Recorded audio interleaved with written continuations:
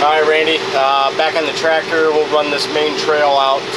Right here's the main food plot, right here. And then here's the trail that runs up through here. We'll just take a quick little cruise on through here. Go meet back up with them guys that taking the stand down.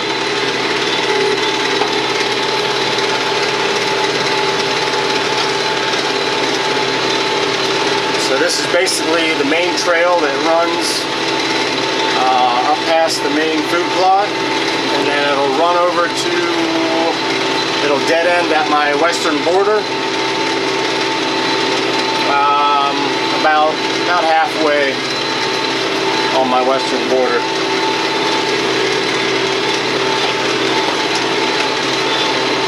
Now this is the area right here. It kind of goes down into a bowl to the back side of the food plot down there, the main food plot. And this is just a thick area that I basically made a sanctuary where we don't go in there, obviously, unless we have to recover something. So, got some big hickories here, some more hickories, and then back over here is kind of like that bowl into the area where you were kind of talking about putting those other 4 little plots. We're kind of running to the north of those. And then these are mostly all maples in here. So, and right here, my border is probably about 20 yards to the other side of this trail here. And then this trail does run that way, which will go over to the split plot, which would be the western plot. That trail goes down and then heads north, and then it'll be dropping off to the left to go to that. But we're going to go this way.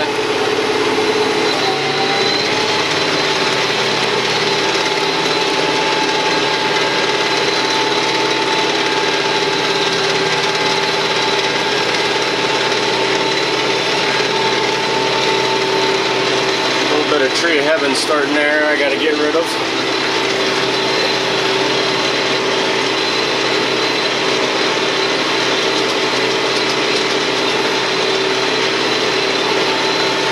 This is pretty much one of the highest points of my property right here, and then my western border is right here, like 5 yards in. You can see them big oaks, and it runs straight down that way, and then that's where you'll see, probably about 200 yards that way, you'll see the neighbor's food plot that's on my border on the corner.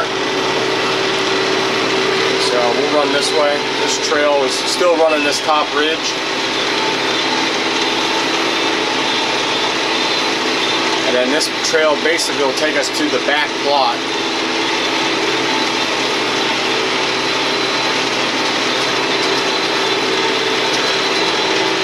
This right here, this trail will run to where I have it goes and it dead ends. That dead ends at the other neighbor's property. And then basically, these 2 trails here are the outskirts of this area where I've cut all the poplars.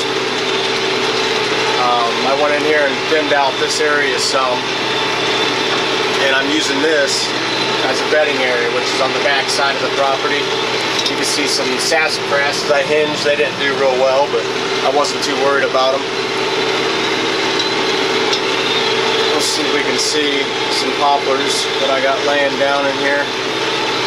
So you can see the tops. If you look down in there, you can see some trees that are down, but this is all bedding area. And if you look, we got a lot of real estate open up there.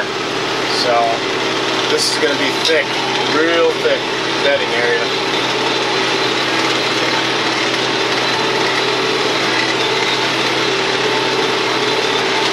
And then we're just running this trail here.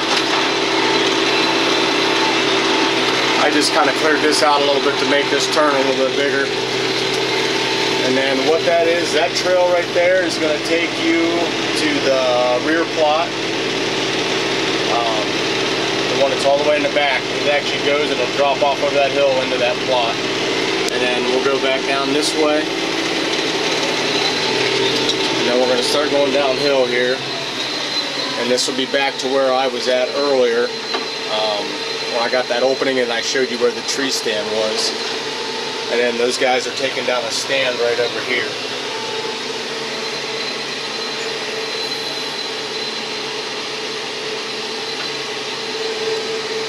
This is where we came up.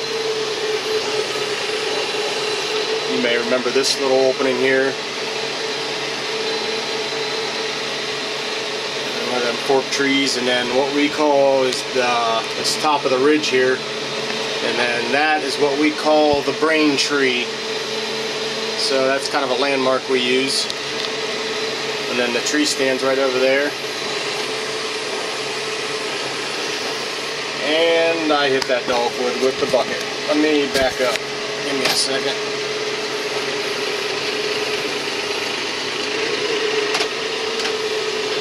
But so then this is the apple orchard, hillside hinge cut I spoke of earlier.